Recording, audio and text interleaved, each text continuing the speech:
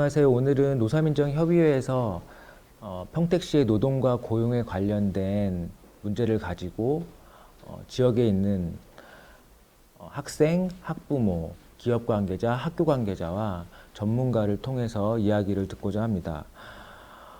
전문가는 성공회대학교 노동아카데미에서 교수님으로 계시는 여러분 잘 아실지 모르겠지만 웹툰 송곳의 구고신의 역할을 맡았던 그 하종강 교수님을 모시고 이야기를 들을 거고요.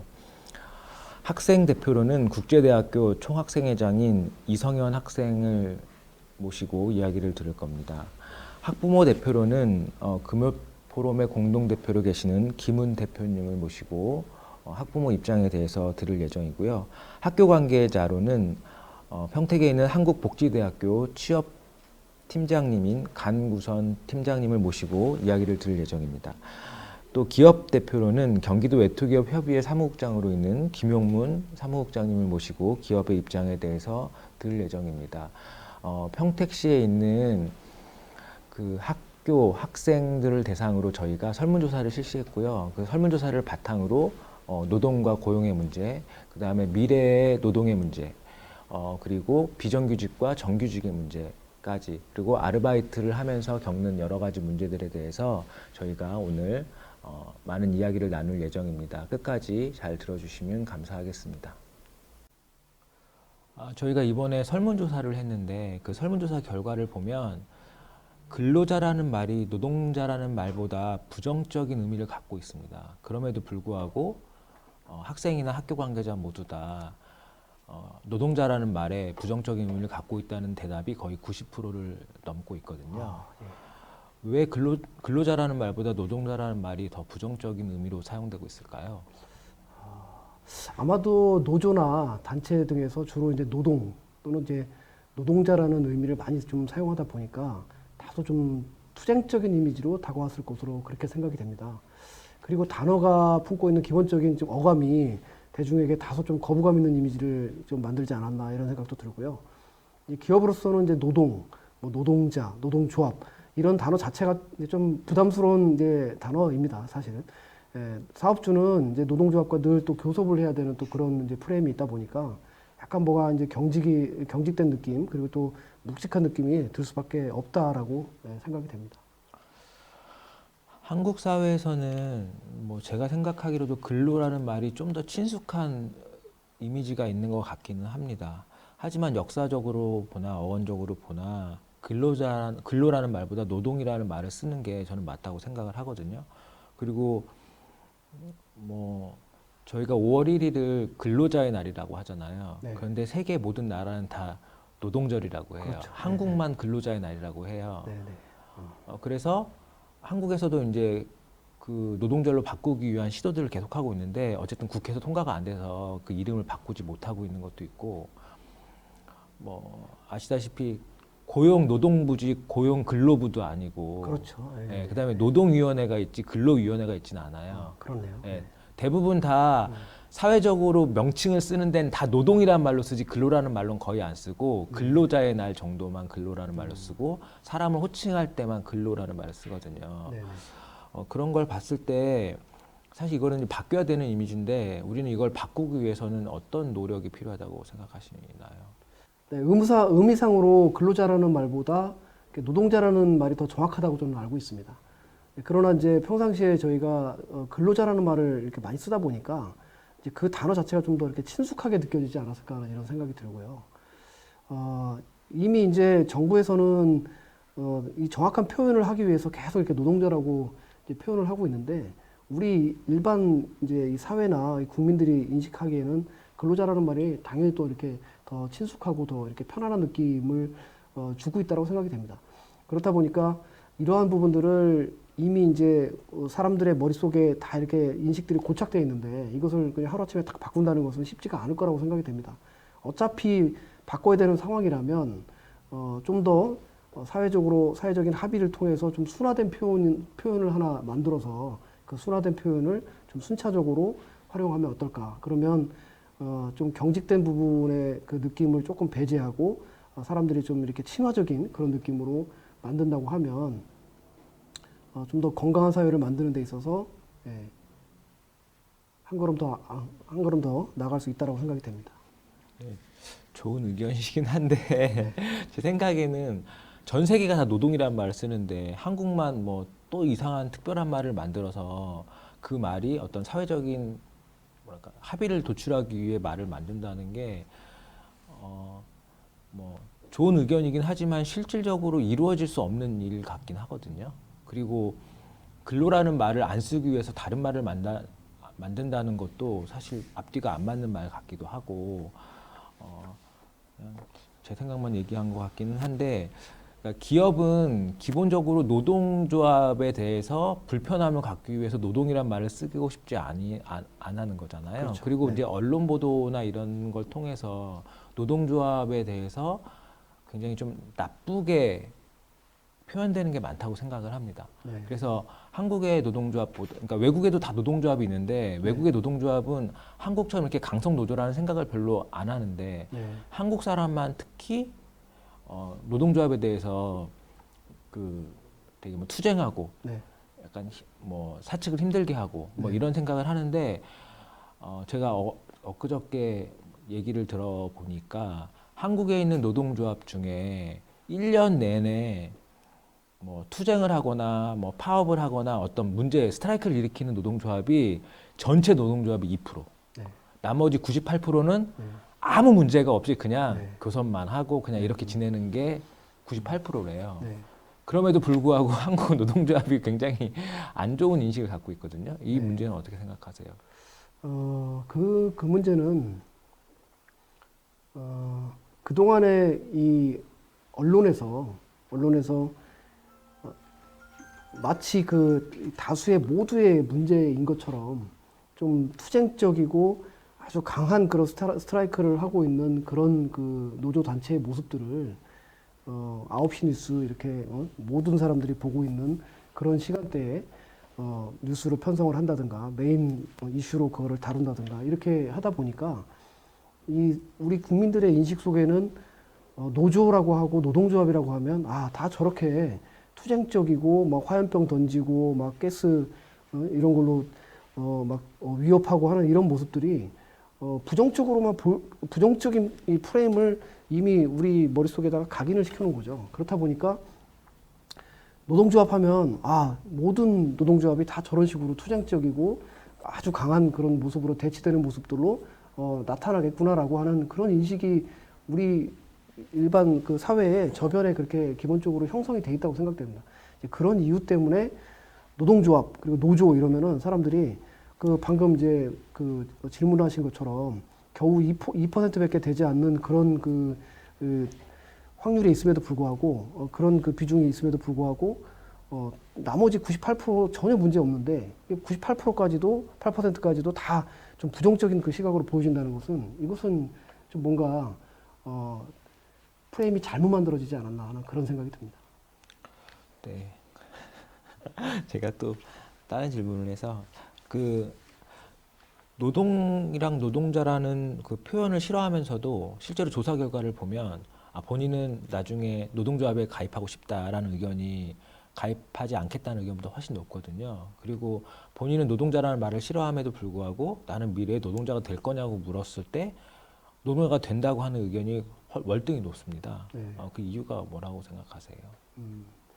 일단 두 가지 정도 생각이 듭니다. 첫 번째는 이제 일반적으로 사람들이 노동조합이라는 의미를 놓고 봤을 때 노동조합이라는 그것을 한 단어로 인식하는 것보다도 노동을 분리한 조합이라는 것에 큰 의미를 두고 있어서 나타나는 현상이 아닌가라는 생각이 들고요.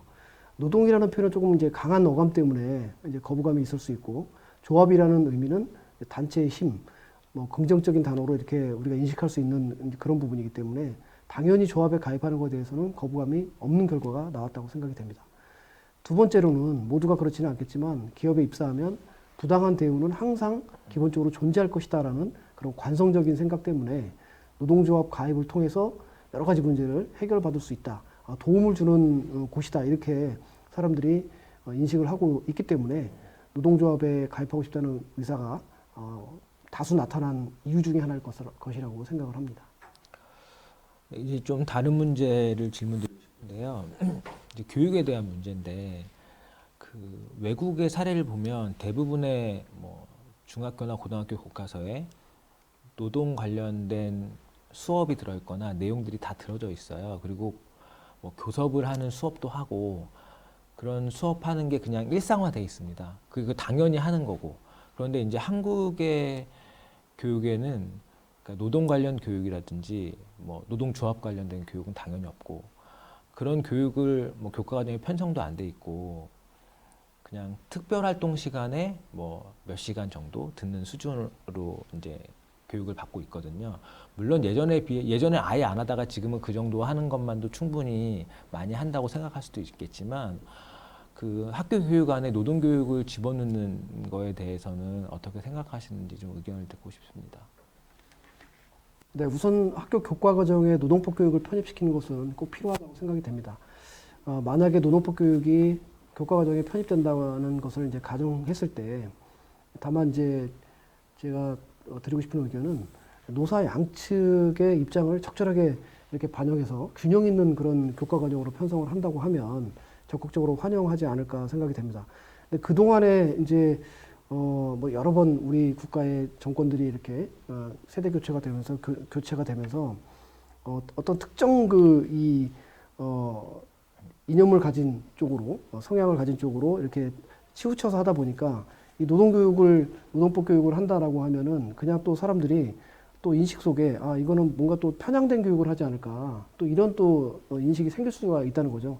이제 그런 것 때문에 이제 사회적 합의를 좀 이루는 것이 좀 쉽지 않은 부분이고, 그리고 이제 인식 속에 과연 이 노동법이라는 것을 모든 국민들, 그러니까 우리 자라나는 세대들, 모든 세대들이 다 받아야 될 것인가, 이런 부분에 대한 문제 인식이라든가 이런 부분들은 아직까지는 좀 부족하다고 생각이 됩니다.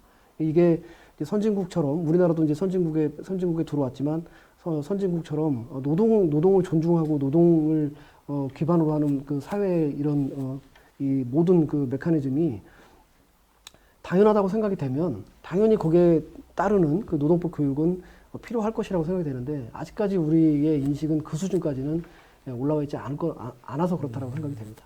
네, 그 경기도에서 노동국을 만들었잖아요. 네. 네, 그리고 이제 그러니까 국 하나가 노동 관련 문제만 가지고 사업을 하는 뭐 최초로 이제 경기도에서 만들었는데, 대학교에서도 물론 이제 노동대학으로 이런 것도 있어요. 그래서 거기는 이제 노동 관련된 것만 수업을 하거나 이런 대학은 있지만 일반 대학에서 뭐 노동법이라든가 노동 문제에 대해서 뭐 교양 과목으로 들어가 있는 경우는 거의 없거든요. 네.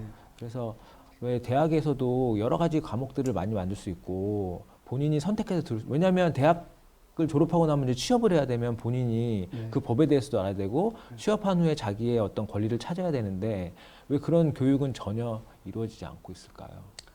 이것도 또 이제 인식의 문제가 아닐까 생각이 됩니다. 대학과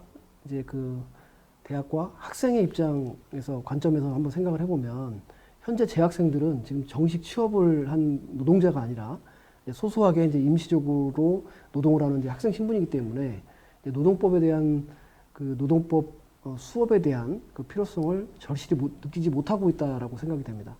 만약에 이 모든 학생이 노동법 교육의 필요성을 절실히 느끼고 있다면 당연히 교육 당국과 학교 측에서 적극적으로 이제 요청을 해서 교양 수업 등으로 당연히 이렇게 편성이 될 거라고 생각이 됩니다. 근데 아직까지 이제 그런 인식이 좀 부족하다 보니까 이제 이해관계자들의 노력이 지금 수반되지 않고 있다라고 생각이 되거든요. 이제 일단 이제 현실적으로 이제 여러 가지 우선순위를 놓고 봤을 때 아직까지 이게 노동법의 필요성이라든가 노동법 교육의 필요성이라든가 이런 부분들이 지금 순위에서 밀리기 때문에 이제 학교 그 교양 과목 같은데 이런데 지금 편성이 좀 안 되고 있는 그런 이제 상황이고, 만약에 이거를 뭐 정부에서 강행을 해가지고 이렇게 노동법 교육을 교과 과정에 편성을 시킨다고 한다 그러면 또 거기에 따른 또 여러 가지 또 이제 재원들이 필요하지 않겠습니까? 그러니까 이러한 이제 필요한 또 재원도 필요하고 또 여러 가지 또 시간도 내야 되고 학교에서도 여러 가지 또 조정도 해야 되고 또 기존에 있는 또 교양 과목을 또 하나 조정을 해서 또 우선순위에서 이렇게 빼야 되고 하는 이런 상황도 분명히 나타날 거라고 생각이 되거든요. 그래서 이러한 아주 복합적인 이제 그런 부분들도 이 교양 수업으로 만들어지는 것이 좀 이렇게 환경이 녹록지 않은 그런 상황이 아닌가 이런 생각이 듭니다. 어쨌든 학교에서도 그러니까 역사를 배우듯이 우리가 역사는 그냥 기본적으로 교양 과목이라고 다 생각하잖아요. 그리고 누구나 다 배워야 된다고 생각하고 그러듯이 노동에 관련된 것도 노동도 역사가 있어요. 역사도 있고 역사에 따라서 어떻게 변화되었는지 한국도 마찬가지고 특히 외국은 더 많은 역사를 갖고 있죠. 그래서 그냥 기본적인 교양 과목으로 들어가면 어떨까 하는 생각에서 여쭤봤습니다. 또 이번에 이제 다른 문제에 대해서 한 번 더 여쭤보려고 하는데요. 뭐 한국 사회에서 가장 문제가 많이 되는 이제 비정규직, 정규직 관련된 문제입니다. 뭐 한국은 실질적으로 진위 개수가 전 세계에서 거의 월등히 높은 나라. 진위 개수는 이제 불평등 개수를 얘기하는데 불평등이 심한 나라 중에 하나죠. 근데 그게 뭐 그 돈에 대한 불평등일 수도 있고 뭐 옛날 사람들은 지금 이렇게 얘기하죠. 이게 먹고 살만 하잖아 이렇게 말하는데 실질적으로 이제 상대적 박탈감이라는 것도 많거든요. 네. 그리고 또 엊그저께 제가 그 관련된 자료를 들었는데 한국은 기업 소득은 가파르게 증가하지만 가계 소득은 거의 제자리에 멈추고 있다고 하더라고요. 그럼 모든 소득의 대부분을 기업이 독차지하고 있고 기업이 가져가는 소득이 그렇게 많은데도 불구하고 노동을 하거나 근로를 하는 사람들은 소득이 예전만큼 올라가지 않고 있다는 거거든요. 그런 걸 봤을 때 정규직과 비정규직의 문제는 결국에는 이제 돈의 문제와 어떤 고용의 안정성에 대한 문제이기도 하지만 뭐 이제 기업 입장에서 봤을 때 한국 사회의 이 정규직과 비정규직 문제가 이렇게까지 심각하게 이렇게 나타난 이유가 뭐라고 생각하시나요? 많은 사람들이 또 전문가들이 이렇게 말씀을 하시는 것은 이제 노동시장의 이중 구조라 이렇게 말씀을 많이 하시더라고요. 그래서 기본적으로 이제 과도한 임금의 격차, 그리고 또 처우에 대한 차별, 일단 그리고 이제 2년 이내로 이렇게 근무를 시키는 이제 고용의 안정성 이런 부분들이 이제 대표적인 이제 문제로 나타나고 있고 이러한 문제들은 전반적으로 사회 구성원들이 모두가 다 이제 인식을 하고 있죠. 인식은 하고 있지만 정규직과 비정규직 간에는 또 여러 가지 또 이렇게 하나로 합칠 수 없는 그런 복잡한 또 이해관계로 인해서 좀 해소가 어려운 그런 부분이 있지 않나라는 생각이 들고요. 기업은 말씀하신 것처럼 이렇게 이익을 굉장히 극대화시켜 놓고 지금 그 부분들을 근로자들한테 환원시키거나 이런 부분들을 지금 억제하고 있다 이런 약간 이제 그런 느낌으로 좀 말씀을 하셨는데 그런 그 이유 중에 하나는 일단 이 산업 환경이라는 것은 굉장히 좀 이게 확실한 뭔가 명확한 뭔가 이 확신성이 있어야 되는데 확신이 있어야 되는데 이 불확실성이라는 그 이유 때문에 기업들이 계속 투자를 하거나 아니면 그것을 우리 근로자들한테 노동자들한테 환원한다든가 뭐 이런 것을 하지 않고 그냥 유보를 시키는 그런 상황인 것 같아요. 네, 이게 이제 거기에는 여러 가지 이 급변하는 이런 이 사회 구조상 이게 불안전한 이런 불확실성 이런 것들이 작용을 하고 있다라고 생각이 됩니다. 기업 입장에서는 이제 노동의 유연성을 확보를 해야 기업들도 이제 살아남을 거 아닙니까? 기업이 살아남아야 또 거기에 함께 일하고 있는 노동자들도 이제 먹고 살 수 있을 텐데 기업 입장에서는 노동의 유연성이라는 부분들을 확보하려고 하다 보니까 이제 비정규직 채용을 할 수밖에 또 없는 그런 또 이 구조인 것 같습니다. 그래서 이러한 그 환경에서는 이제 정규직과 비정규직의 어떤 차별 문제 이러한 부분들은 이제 정부가 지금 뭐 다양한 그 대안들을 만들고 있고 고민을 하고 있고 학계나 또 기업에서도 고민을 하고 있고 하고 있는데 이러한 부분들을 이런 대안들을 좀 설계를 하고 기업들이 이제 그 여러 가지 것들 중에서 이제 선택해서 채택해서 할 수 있도록 좀 적극적인 지원을 해야 우리가 생각하고 있는 여러 가지 문제들이 조금 그 간극이 좀 좁혀지지 않을까 이런 생각이 듭니다. 그 비정규직 문제 중에 가장 큰 문제가 결국에는 기업에서 비정규직 고용을 안 하면 되거든요. 간단한 방법은 그거긴 한데 실제로 비정규직을 써야 되는 입장에 있는 기업이 있을 수도 있어요. 그런데 비정규직과 정규직의 임금 차이가 거의 없다면 본인이 스스로 비정규직을 선호하는 사람도 있을 거라고 생각해요. 네. 그리고 만약에 내가 뭐 공장에서 일을 하는데 의사라는 직업하고 비용을 똑같이 받아요.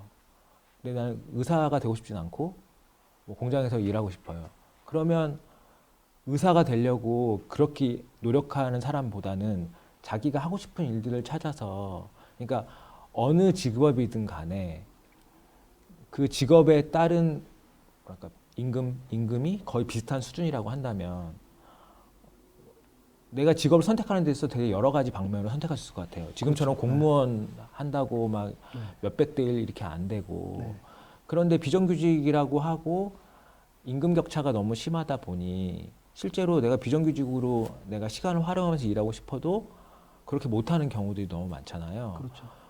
그러니까 뭐 이런 임금 격차의 문제도 있고, 또 비정규직의 또 가장 큰 문제는 2년 일하거나 아니면 뭐 1년 일하거나 그러면 이제 그만둬야 돼. 그러니까 내가 더 일하고 싶어도 내가 일을 할 수 있는 거를 결정할 수 없는 문제인 거죠. 그렇죠. 네. 근데 그런 문제에 대해서는 이제 좀 의견을 듣고 싶긴 합니다. 그러니까 임금의 차이, 그리고 말한 대로 고용의 연속성의 문제, 이런 것들이 있는데 이런 문제는 어떻게 생각하시는지 의견을 듣고 싶습니다. 네, 두 가지를 다 이제 해결을 해야 되는 문제인 건 맞습니다. 네, 그 중에서 좀 경중을 따져서 급한 불이 어떤 거냐 이렇게 한번 그런 관점에서 생각을 해본다고 하면 저는 기본적으로 이제 임금 격차 부분이 이제 더 큰 문제라고 일단 생각을 하고 있습니다. 제 개인적으로. 일단은 이제 같은 국가 그리고 이제 같은 생활권 이게 정규직과 비정규직이 어떤 한 사람은 뭐 저기 저쪽 그 뭐 충청도나 아니면 저 더 멀리 떨어져 있는 그런 도시에서 사는 사람 그리고 한 사람은 여기 서울이나 경기도에 사는 사람 이렇게 근무하지는 않을 거라고 생각이 돼요. 이 공장이 이 기업이 경기도에 있다면 그 대부분 경기도 생활권 내에 있는 사람들이 주로 이제 거기에 이제 취업을 해서 일을 하고 있을 텐데 이런 같은 생활권에서 임금 거기에 물가도 비슷하고 어떤 집값도 비슷하고 뭐 다 이런 뭐 교통비도 비슷하고 다 이런 환경에서 같이 생활을 하고 있는데 임금 격차가 크다 보니까 여기서 이제 일상생활을 하는 데 있어서 아주 그냥 눈에 탁 두드러지게 나타나는 거죠. 그런 어떤 생활하는 그 어떤 생활의 어떤 그 격차가 그러다 보니까 이제 거기서 이제 뭔가 이제 사회적 괴리감도 느끼는 거고 또 갈등도 또 유발이 되고 그래서 우리가 뭐 양극화 하는데 아주 잘 사는 사람하고 또 아주 또 좀 어렵게 사는 사람들하고 이런 부분들이 이게 어느 정도 이렇게 비슷한 이 수준에 이렇게 같이 이렇게 가면 좋은데 너무 이게 간격이 크다 보니까 이 비정규직 노동자 같은 경우에는 이 생활이 안 되는 거죠. 어떻게 보면 물가는 이미 이만큼 올라가 있는데 내가 받는 급여는 이만큼이고 이 급여를 쪼개서 살려다가 하다 보니까 삶의 질이 굉장히 떨어지는 거죠. 이런 측면에서 본다면 지금 국가에서도 이제 뭐 최저임금이니 그리고 또 각종 이제 각 지자체에서는 또 생활임금이라는 또 그런 제도도 또 만들어가지고 일단 공공기관들이라든가 그 다음에 또 기업들도 이제 할 수 있으면 이런 생활임금이나 이제 최저임금들도 다 이제 할 수 있게끔 그렇게 준용해서 근로자들의 어떤 생활을 보장하는 그런 측면에서의 노력들을 많이 하고 있다고 생각됩니다. 그 노력의 맥락에서 본다면 결국에는 고용의 연속성도 당연히 해결을 해야 되는 부분이긴 하지만 1차적으로 지금 당면한 것은 일단은 임금 격차에 대한 이 부분 그래서 임금 격차를 좀 줄여서 이 비정규직 노동자들도 같은 생활권에서 생활하는데 큰 어려움이 없는 그런 수준으로 좀 만들어주는 것이 첫 번째 과제가 아닐까라는 생각이 됩니다. 앞으로 그 앞으로의 시대는 그 인공지능이 주도하는 시대가 될 거라고 많이 얘기하잖아요. 그 2016년도에 다보스 포럼에서 이제 처음으로 4차 산업혁명이라는 얘기가 나오고 나서 5년이 흘렀습니다. 그리고 나서 정말 많은 부분에 인공지능이 도입되고 있어요. 지금 현재도 그렇고 한국 같은 경우에 생산 자동화율이 전 세계 1위라고 네. 알고 있거든요. 네. 그것도 압도적 1위입니다. 2위인 일본의 2배, 그다음에 OECD 평균의 4배 정도로 생산 자동화 지수가 10,000명당 400대가 넘는 나라거든요. 네. 이렇게 이제 인공지능이 인간의 노동을 대신하는 상황들이 앞으로는 더 많아질 거라고 생각을 하는데, 물론 이거에 이제 반대하는 사람들도 있어요. 아니, 뭐 인공지능이 생기고 4차 산업혁명이 생기면 일자리가 더 많아질 거라고 얘기하는 사람도 있기는 합니다. 네. 그런데 이제 뭐 기업 입장에서 봤을 때 이제 인공지능이 도입되면서 노동은 과연 이제 어떻게 변화가 될 거라고 생각하시나요? 이게 많은 기관이나 뭐 기업들도 이 고민을 많이 하고 있는 부분이죠. 이게 지속 가능한 사회를 만들자고 지금 이 사회적인 흐름은 그렇게 가고 있는데 모든 일자리를 로봇으로 대체한다든가 자동화 시스템으로 이렇게 돌려버린다고 하면은 그럼 결국에는 인간의 일자리들이 점점점 이제 사라질 수밖에 없는 그런 상황이다 보니까 굉장히 어려운 문제라고 생각이 됩니다. 근데 뭐 이런 상황과 이런 환경에 있음에도 불구하고 그럼에도 불구하고 이제 미래의 노동은 이제 인간과 로봇이 공존할 수밖에 없는 그런 환경으로 바뀔 수밖에 없다고 생각이 되고요. 이제 그동안에 인간이 이제 해왔던 이제 단순하고 복잡한 이런 부분들, 그리고 체력 소모가 큰 이런 그 작업들은 대부분 다 이제 로봇으로 대체가 될 것입니다. 그것은. 그리고 이미 지금 많은 그 기업들은 이제 스마트 팩토리나 또 이제 자동화 또 이제 로봇 등으로 이제 다 이제 공정을 좀 전환하고 있는 그런 추세고요. 이제 앞서 말씀하신 것처럼 이게 OECD 국가 중에서 지금 자동화 생산 자동화율이 세계 1위일 정도로 OECD 국가 중에서 1위일 정도로 우리나라가 그렇게 빠르게 지금 속도를 내고 있는데요. 이러한 상황에서 보면은 로봇이 이제 공정 대부분을 다 이렇게 채우고 인간들은 이제 기계를 통제하는 역할 그쪽에 위주로 업무들을 이제 하지 않을까 이런 생각이 듭니다. 특히 이번에 이 팬데믹 같은 이런 상황들이 오다 보니까 이 자동화를 해야 되는 그런 그 인식들이 훨씬 더 이렇게 아주 급속도로 지금 이렇게 인식들이 생겨났다고 생각이 됩니다. 그래서 이게 한 명이라도 이 기업에서 생산 공정 라인에서 한 명이라도 이제 감염이 돼버리면 결국에 그 라인 전체를 세우거나 아니면 기업 전체가 문을 닫아야 되는 이런 상황들이 생기다 보니까 결국에 생산의 차질이라든가 아니면은 납기 날짜에 어떤 제품을 납품을 해야 되는데 납품을 할 수 없는 이런 상황들이 발생하다 보니 엄청나게 큰 이제 사회적 문제가 생기는 거죠. 그래서 그런 부분들을 이제 예방하는 차원에서도 결국에는 이제 쉼 없이 일할 수 있는 에너지만 공급하면 계속 일할 수 있는 이제 그런 이제 부분에서 계속해서 이제 자동화로 대체할 수밖에 없고요.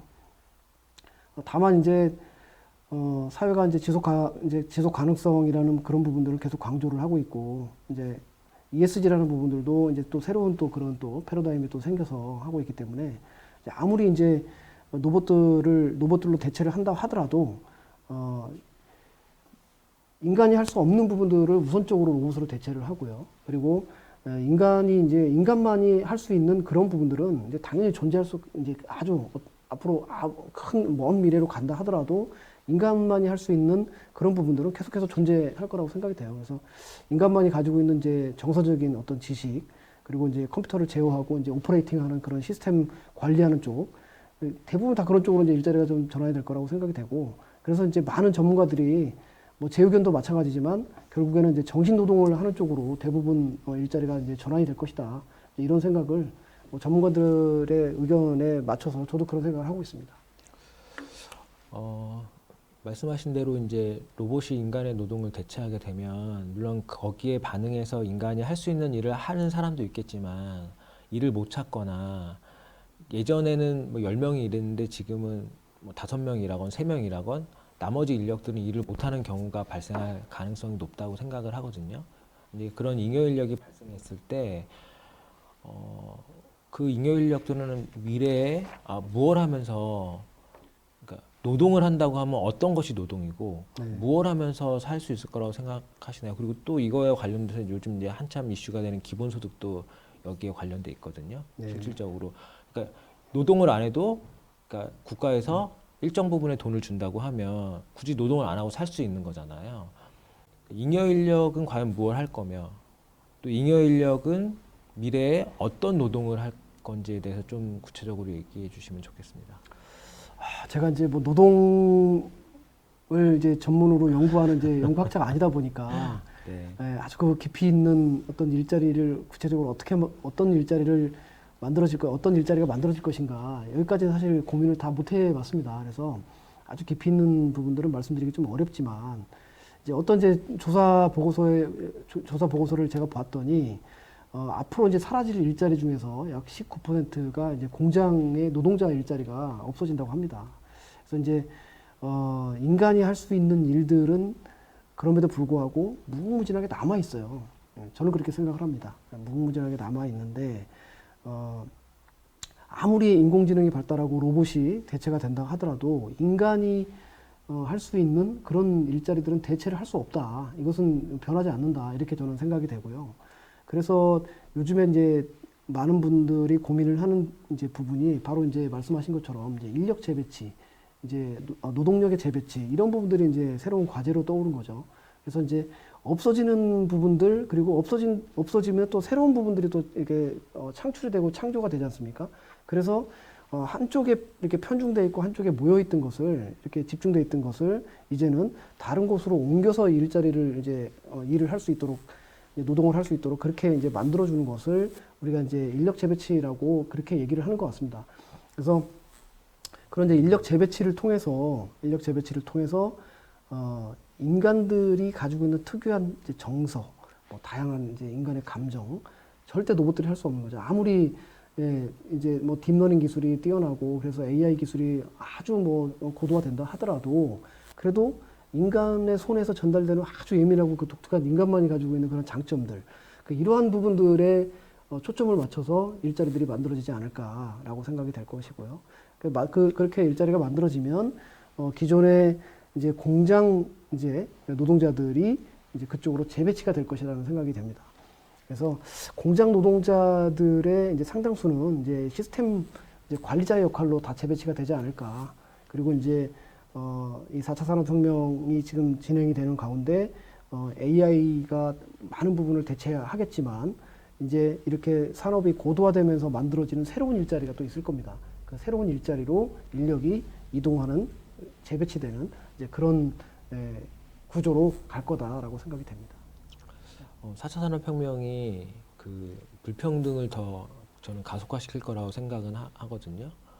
그러니까 어쨌든 4차 산업혁명이라고 하는 건 기계를 가지고 있거나 그런 플랫폼을 갖고 있는 집단이 있을 거고 거기서 이제 일하는 집단이 있을 겁니다. 지금도 뭐 한국에서도 카카오 네이버가 뭐 주식시장의 시총 상위로 거의 다 올라가 있고 예전에 생각하는 제조업 기반의 기업보다는 이제 플랫폼을 가지고 있는 기업들이 살아남는 시세로 바꿔져 가고 있는 것 같아요. 네. 그랬을 경우에 그 플랫폼을 가진 기업들이 분배를 하지 않는다면 거기서 일하거나 아니면 아예 일자리를 얻지 못하는 사람들은 더 불평등을 느끼고 살아갈 수밖에 없다고 생각하는데 어떻게 생각하시나요? 이제 4차 산업혁명이 불평등을 더 가속화시킬 거라고 생각하시나요? 아니면 4차 산업혁명을 통해서 불평등이 좀 사라지고 모두가 다 잘 사는 세상이 될 거라고 생각하시나요? 장단점이 있다고 생각됩니다. 일단 이제 4차 산업혁명이 이제 이렇게 활발하게 지금 이렇게 활성화되면서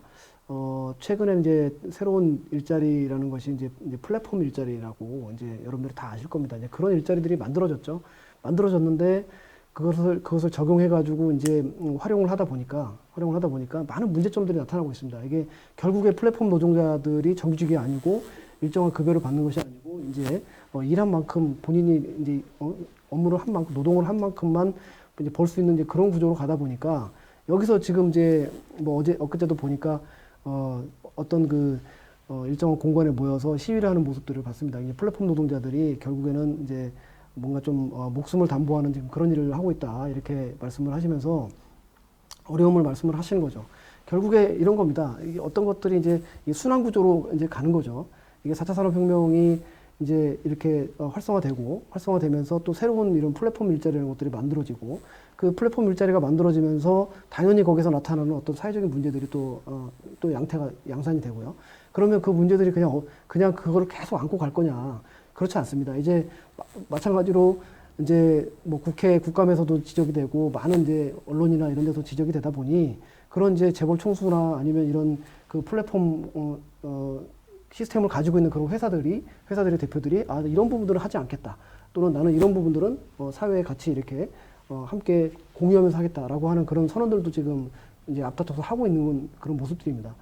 그러다 보니까 이제 이런 직업들이 새로 생겨나고 나타나는 문제들은 당연히 나타날 수밖에 없는 부분이지만 이런 부분들에서 이제 나타나는 것들이 바로 이제 양극화 심화, 또 이제 차별이 더 가속화된다. 뭐 이런 부분들은 분명히 나타날 수 있겠지만 이런 부분들이 끝까지 계속 가지는 않을 거라고 생각이 되고요. 이제 일정한 이런 이제 사회적인 어떤 인식들이 이렇게 저변에 깔리게 되면 결국에 이런 문제를 해결하기 위해서 기업과 그리고 노동자들과 그리고 정부가 또 나서서 조정을 할 거라고 생각이 됩니다.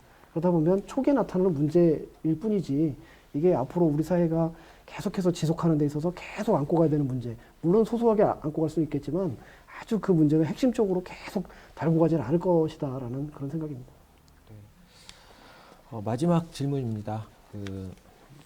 저희가 이걸 청소년들을 대상으로 학생들을 대상으로 이제 조사를 하다 보니까 아르바이트에 대한 문제들도 많이 조사를 했어요. 그러다 보니까 아르바이트를 하다가 본인이 부당한 대우를 받고 있는데도 그거를 그냥 눈 감아주거나 인정하거나 괜찮다고 생각하거나 이런 학생들이 굉장히 많아요. 최저임금을 못 받아도 괜찮고 내가 산재를 당했는데 그거를 못해도 괜찮고 주휴수당을 못 받아도 괜찮고 아는 사람이 있으면은 뭐 학교 선생님이나 아니면 부모님을 통해서 뭔가 해결을 하려고 노력은 하지만 실질적으로 조사에서도 한 10%에서 30% 내지가 괜찮다고 하는 의견들이 있거든요.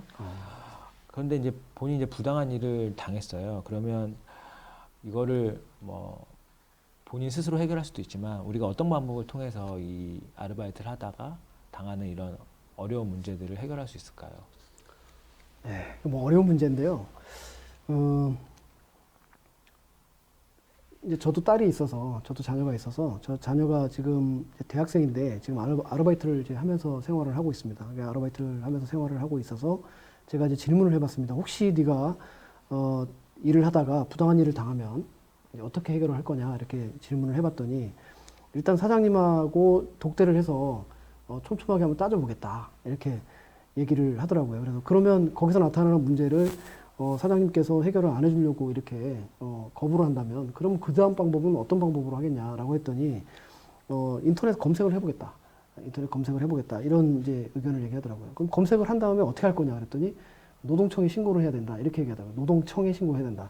그러니까 이제 노동부 이 근로감독관 이런 개념들은 이제 이 기업을 하는 사람들이나 직장을 다니고 있는 사람들은 명확한 개념들을 알고 있는데 아직 이제 이 아르바이트 수준으로 지금 이제 임시직으로 일을 하다 보니까 이게 기관의 이름은 대충 어디서 들어보긴 했는데 이거를 좀 명확하게 지금 개념도 없고 어떻게 해결해야 되는지 이것도 명확한 프로세스가 없어요. 그렇다 보니까 결국에는 뭐 부모님한테 말씀을 드린다든가 아니면 자기 친구들한테도 이렇게 얘기를 한다든가 아니면 뭐 교수님이나 아니면 어떤 또 멘토가 있다고 하면 그분들한테 말씀을 하시겠지만 대부분의 또 이런 부분에서 부모님이 아닌 사람들은 이런 일에 또 말리기 이제 말리기 싫으니까 이제 아주 그 원론적인 어떤 이 방법론만 제시를 해주지 적극적으로 나서서 해주시는 분들이 그렇게 많지 않을 거라고 생각이 돼요. 그래서 결국에는 본인이 해결을 해야 되는 이제 그런 관점에서 어떤 해결책을 찾는다고 하면 결국에는 요즘 세대들은 전부 다 온라인 플랫폼, 온라인에서 모든 정보들을 네, 맞아요. 얻지 않습니까? 그래서 좀 온라인 플랫폼을 조금 접근하기 쉬운 그런 온라인 플랫폼을 하나 잘 만들어 놓으면 어떨까 하는 생각이 들어요. 그래서 아르바이트 하는 학생들이나 그 누구도 임시직으로 있는 어떤 그 사람들도 내가 지금 제대로 처우를 받고 있는지 이런 부분들을 뭐 Q&A를 올려놓는다든가 아니면 본인들이 점검할 수 있는 그런 것을 진단하는 그런 시스템을 집어넣는다든가 그래서 뭐 주휴수당을 받고 있는지 그 다음에 근로계약서를 썼는지 뭐 이런 것들을 점수를 이렇게 내 가지고 통계를 딱 내서 만약에 하위점으로 나온다고 하면 대표님 제가 이렇게 지금 좀 대우를 좀 부당하게 받고 있는 것 같은데 이런 부분들 좀 개선해 주십시오라고 일차적으로 얘기할 수 있고 그 부분을 이제 온라인에서도 그런 진단이 됐다고 하면 그거를 결국에는 또 이제 사회적 합의 기구가 필요한 거죠. 사회적 합의 기구가 필요한 거죠. 그래서 아르바이트생도 보호하고 그 다음에 또 기업주들도 보호를 해야 되는 이런 두 가지를 다 이렇게 어떤 한 측면에 치우치지 않는 그런 두 가지의 양측의 어떤 이해를 잘 조율해 줄 수 있는 그런 기관에서 상담을 해줘야 되고 또 그런 그 갈등 조정을 할 수 있는 사람들이 이제 그 가게나 기업에 이런 데다가 얘기를 또 좀 상점이나 이런 데다가도 이제 이렇게 개선을 네. 또 권하고 그것을 무조건 법적으로 막 이렇게 법률적으로 막 뭐 과태료를 매긴다든가 아니면 사업주를 소환을 해가지고 막 강력하게 조사를 한다든가 이렇게 해버리면 이 사회가 굉장히 좀 딱딱해지고 그리고 결국에 또 아르바이트를 하는 사람들은 아르바이트 하는 그런 또 학생들 입장에서는 소모품 정도밖에 되지 않 그렇게 치부가 될 수 있기 때문에 좀 이런 분위기들을 너무 극단적으로 몰고 가지 말고 예, 해결은 해주되 예, 서로 사회적으로 또 갈등이나 또 무리가 발생하지 않는 그런 그 조정기구를 하나 만들어서 온라인을 통해서 이렇게 활용을 하면 예, 학생들도 도움을 받을 수 있고 기업주들도 본인이 의도적으로 했을 수도 있겠지만 의도적이 아닐 경우도 있잖아요. 또 바쁘다 보니까 놓칠 수도 있고 아니면 또 그런 지식을 접하지 못해가지고 이제 못했을 경우도 있기 때문에 그런 부분들을 놓칠 수 있는 부분들을 우리가 사회적 합의기구를 통해서 그런 부족한 부분들을 메꿔준다고 하면 그런 부당한 일들이 감소할 뿐만 아니라 발생했다 하더라도 합리적으로 해결을 할 수 있다고 생각이 됩니다. 네. 오늘 질문을 다 드렸는데요. 마지막으로 이제 드리고 싶은 질문은 뭐냐면 이제 어쨌든 저희가 준비한 이 인식 개선형 온라인 교육에 기업 입장을 대변하는 분으로 나오셨으니까 기업 입장에서 한국 사회가 노동과 고용의 문제를 어떻게 볼 거냐, 그리고 앞으로 어떤 방향으로 나아갔으면 하는가라는 부분에 있어서 뭐 의견을 뭐 잠깐 짤막하게 얘기해 주시면 좋겠습니다. 그 의견을 듣는 걸로 마무리하겠습니다.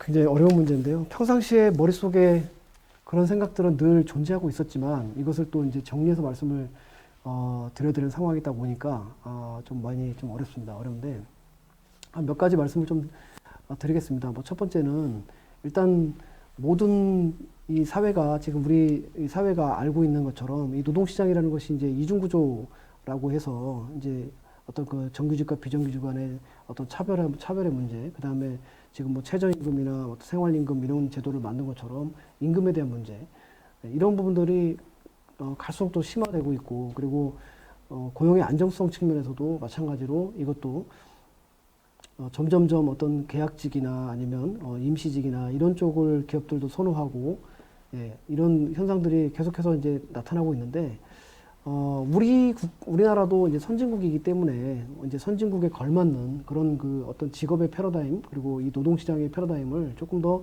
고도화시켜야 되지 않을까 하는 생각이 들어요. 미국 같은 경우나 일본 같은 경우, 이런 또 독일이나 이런 선진국의 모습들을 우리가 살펴봤을 때 이미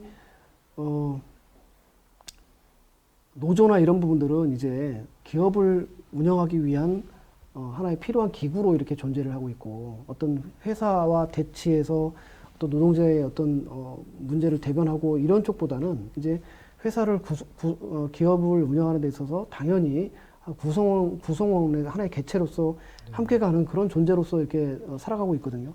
그러니까 우리도 이제 그런 부분으로 이제 한 단계 더 올라서야 될 것이고요. 그렇게 하려면 당연히 기업들도 노동자들을 보호하고 같은 식구고 또 이 기업을 이끌어가는 데 있어서 반드시 필요한 또 구성하는 또 하나의 또 구성체라고 이렇게 생각을 해서 존중해주고 거기에 또 걸맞는 또 대가도 당연히 지불을 해야 되고, 이런 부분들을 이제 기업들도 인식을 많이 좀 올려야 되는 부분이고요.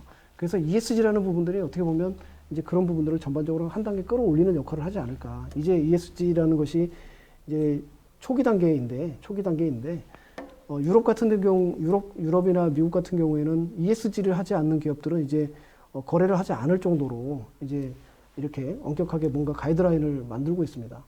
그러다 보니까 기업이 이제 나쁜 기업, 그리고 폭리를 취하는 기업, 그리고 노동자들한테 임금을 제대로 지급을 하지 않고 기업주들만 배불리 이렇게 먹고 사는 그런 회사들, 이런 회사들은 이제 이 세계에서 글로벌 시장에서 이제 배제되는 그런 이제 수순으로 가고 있다고 생각이 됩니다. 그렇기 때문에 우리나라의 상황에 맞게 이제 한국형 그런 노동시장, 한국형 노동 구조를 잘 만들어 가야 되고 이미 선진국에서 시행했던 그런 노동조합의 역할, 이런 부분들도 우리가 잘 벤치마킹을 해서 이제 우리도 한국형으로 좀 더 한 단계 이렇게 업그레이드 해야 되지 않을까, 이런 생각이 듭니다. 과거에는 노동조합 하면 투쟁으로 점철되고 우리가 늘 어떤 과격하고 투쟁적인 그런 모습들만 봤다면, 이제는 기업과 함께 상생하고 이 세상과 함께 공존하고 상생하는 그런 상생과 화합의 모습으로 같이 가는 그런 모습으로 서로 이렇게 좀 입장을 조율을 하면 좋을 것 같다라는 생각이 듭니다. 그렇게 된다고 하면 두 번째로는 이제 이런 비정규직에 대한 문제라든가 여러 가지 비정규직과 정규직 간의 갈등에서 파생되는 수많은 이 여러 가지 문제들도 함께 이게 해결이 되지 않을까라는 생각이 듭니다.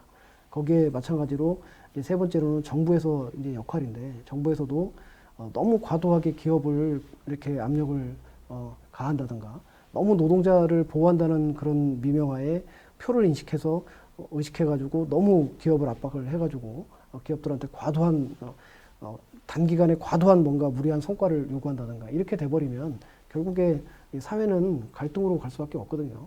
갈등 구조로 갈 수밖에 없기 때문에 물론 적당한 갈등 속에서 여러 가지 어떤 시너지가 나올 수는 있겠지만 이게 지나쳐버리면 결국에는 우리가 해결해야 되는 어떤 그 노동시장의 어떤 안정 이런 부분들을 찾을 수도 없고 그리고 기업은 늘 불안한 상황에서 불확실성에서 일을 해야 되기 때문에 결국에는 투자가 유보되고 결국에는 근로자나 아니면 사회 환원하기보다는 사회 환원하고 또 재투자를 하기보다는 결국에는 그냥 계속 은행에다가 쌓아놓는 이런 현상들만 발생한다 그러면 결국에는 지속 가능 사회를 만들기 어려운 그런 환경이 되겠죠.